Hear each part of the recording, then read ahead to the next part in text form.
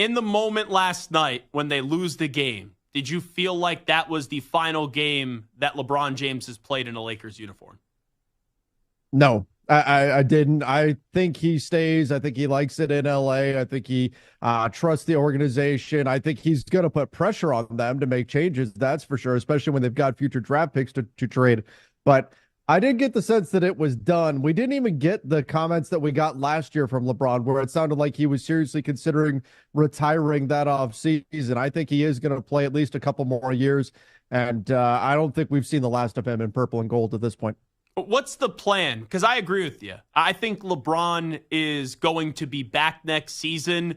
You hear the Trae Young speculation. We've all seen the Shams piece that they're open to the idea of drafting Bronny James. How do they improve this team significantly to get them back to competing for a championship next year? Well, there's really two paths they can go down. They do have those 3 first-round picks. I believe LeBron will expect them to use those picks that they have available in trade to try to improve this team. But you can either go big star hunting, right? You go after a Trae Young, somebody like that, or you go the other route. This is the route the Lakers essentially went last season, where they start adding on complementary pieces, guys who maybe fit a little bit better than the ones they had this year. They hope for better help, maybe a change at the head coach spot. I'm sure we'll talk about that as well. But when we're looking at these two paths the Lakers can go down, historically, they've gone after the stars. I don't know that that's going to be the best path for them, but if Trae Young is available, I'm sure they will be involved in those discussions.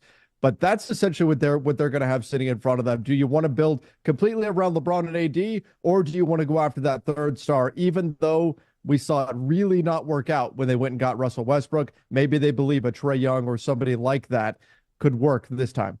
Talking to Trevor Lane right now. I want to follow up on something that you said. You don't think next year will be LeBron's final season. He'll come back. He'll play a few more years.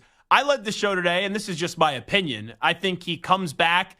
They draft Bronny, and then he plays one more year. He'll be 40 years old come December. Why do you feel that LeBron still has a few more years and is going to be willing to want to play a few more years at the NBA? Well, you look at what he's doing out there on the floor. I think the Bronny piece is part of it. He's talked a lot about wanting to play with Bronny, and that's such an admirable goal to share the floor with his son. That would obviously be very special. But you look at what he's doing on the floor right now. Is he the LeBron of 5 years ago? No, he's not the LeBron of 10 years ago. Certainly, there's moments where he looks his age. There's also a lot of moments where he doesn't, though. And I think right now you could still say he's one of the top players in the NBA. He's not the guy anymore that's just going to automatically guarantee a finals berth just by him being on the team. But he is still one of the best players out there. Probably better than 90% of the NBA, maybe more right now at age 39. So I think he can definitely keep going. It's a matter of the mental side of it. Can he gear himself up to battle through injuries, to train his body, all of that? That's more the question for LeBron. Physically, he can do it, but it seems like he still has the passion for the game. He enjoys being out there. And he enjoys the challenge. So I think he's got at least a year, maybe 2 left in him. And that's kind of the buzz that's going around right now, though we're probably looking at 1 or 2 more years from LeBron. He is playing with Team USA this summer, too. So that wear and tear is going to really start adding up. But I don't think we've seen the last of him this season. Let me get to the Darvin Ham part of it, Trevor Lane. Because from afar, people will say, Darvin Ham not expected to come back, according to Shams Charania. Here's LeBron again, killing another coach.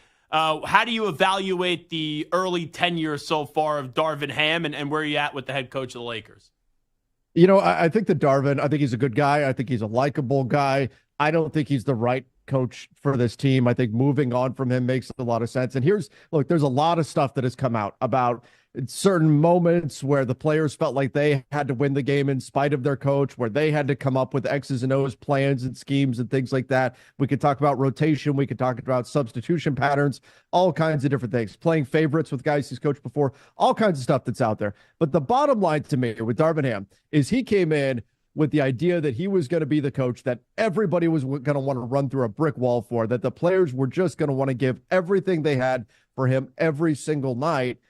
And it doesn't seem like that is indeed the case at this point with this Lakers team. So if that isn't there, because we knew coming in, maybe he'd be a little bit weak on the X's and O's and everything. But if he's not getting the buy-in from the players, that's it. It's game over. They have to move on from him. And I think that's what we're going to see. He has 2 years left on his contract, but I think the Lakers are going to be one of the teams on the coaching search this summer. And I think we're going to hear on that probably in the next few days, maybe within a week here, that they are making that decision to move on from Darvin Ham as they kind of take a look back. I don't think they have a choice given what's going on this season. So just because you fire the coach doesn't mean he's the biggest problem. Like, I look at the roster construction, I just don't think this team is capable of winning a title with the way the roster is constructed. So where does Ham fall for you in when you kind of lay out and kind of order up the blame game here?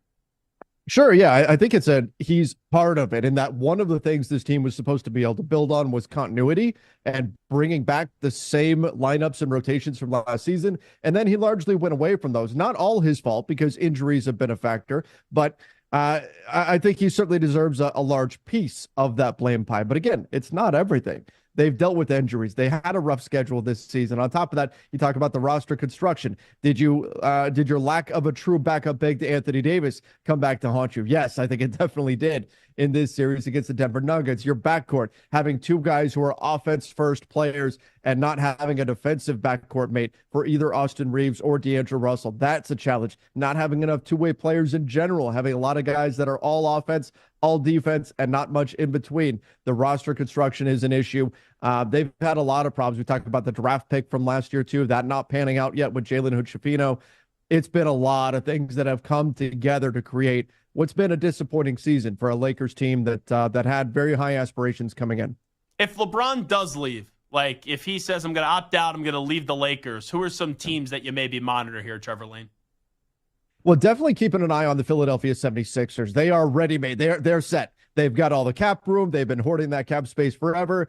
Come play with Joel Embiid. Come play with Tyrese Maxey. That's the easy landing spot because they can give him the money. He can walk right in, be the third guy. They can add pieces. Daryl Morey is known for being very creative, and off you go. I think Philly would be a really interesting landing spot for him. I know a lot of people have thrown around Golden State. They were sniffing around LeBron at the trade deadline, seeing if the Lakers maybe would be willing to try to make that move. LeBron told them no. The Lakers just referred Golden State to LeBron, said, talk to LeBron, see if he's even interested in that. And LeBron said, no, I'm not interested in that. I don't want to do that, but maybe his mind changes. I'm sure Golden State will revisit that conversation this summer too. So those are the two teams that I really be keeping an eye on, because the other teams that have cap space, I don't really see as viable options. He can't step in and win. Philly has cap space. He could step in right there and win. And then Golden State could put together an interesting trade, and LeBron and Steph playing together. That would certainly be a sight to see. I know you think LeBron's going to be back with the Lakers, and I agree with you, but at 100%, like, where do you put that number on the confidence that he'll be back with the Lakers next year? I'd say 90%. 90% he'll be back. I don't think, from everything we've heard, even the stuff that's been coming out from Rich Paul today, his agent, it's sounding pretty certain that he's going to be back. It's more a matter of what will the contract look like.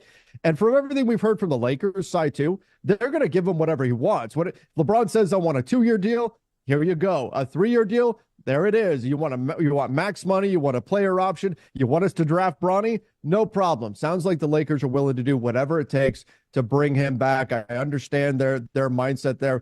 So I think he is indeed back. And again, I'd put it at 90%. I think he's back in LA. I don't think he wants to switch teams again, especially when he's spoken so much about family, how important family is to him and spending time with them. Tough for him to do that if he is across the country playing for another team. Assuming the Ham gets put on the chopping block with Darvin Ham, who's your short list of candidates, Trevor Lane, to be the next coach of the Los Angeles Lakers? It's tough. There's not a lot of names out there just yet. That list will start to populate as we get further along down this path. But Mike Budenholzer is probably the most accomplished name out there, which is interesting because Darvin Ham is from that coaching tree. So Budenholzer could be an interesting one. JJ Redick's name has popped up, LeBron's podcast co-host. Could he potentially be an option? I know Rajon Rondo's name's been floating around a little bit. There's a few different assistant coaches. I don't know if the Lakers will want to go with the first-time head coach again. All we know is that if the Lakers do decide to move on from Darvin Ham, they are willing to spend in order to get somebody who is a difference maker. There isn't a name that jumps out immediately to me, though, that says that's clearly the guy. That it's not like Eric Spoelstra's out there on the market, but Mike Budenholzer is an early name I'd keep an eye on. Terry Stotts is another one as well that popped up. But I do wonder, are they waiting to see if they can right or wrong and see if the Clippers move on from Ty Lue? The Lakers probably should have just hired Ty Lue 4 years ago or so when they didn't want to give him a 4-year deal, instead limiting him to 3 years. If the Clippers don't get out of the first round and they decide to move on from Ty Lue, I would be surprised if the Lakers weren't picking up that phone too. And LeBron would love to see that happen. I was still surprised they weren't willing to go to the years that Ty Lue wanted all those years ago. But hey, the Redick thing, he's a candidate for the Hornets job. He's a finalist now, so maybe that could be in play. But Rondo, what's the intel on that you got?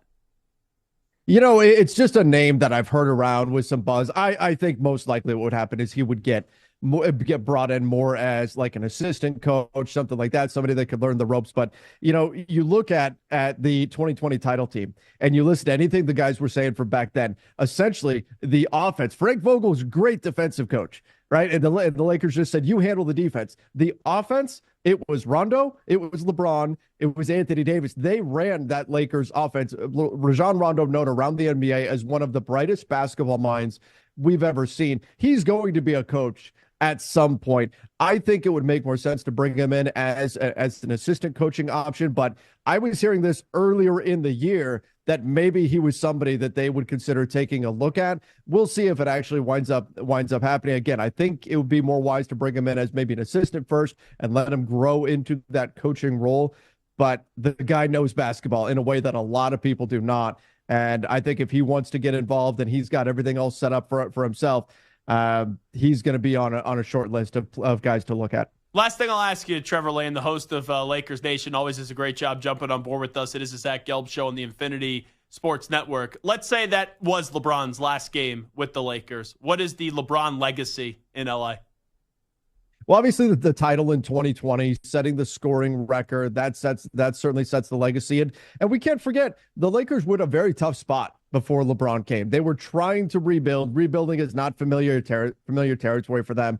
They're praying that Brandon Ingram becomes a 1A guy, or Lonzo Ball, or D'Angelo Russell, right? That was the team back then. It was those young kids, and they weren't making a whole lot of headway. LeBron comes in, puts the Lakers into a whole new era, and then brings them, while it is just, a lot of people say just one championship, right?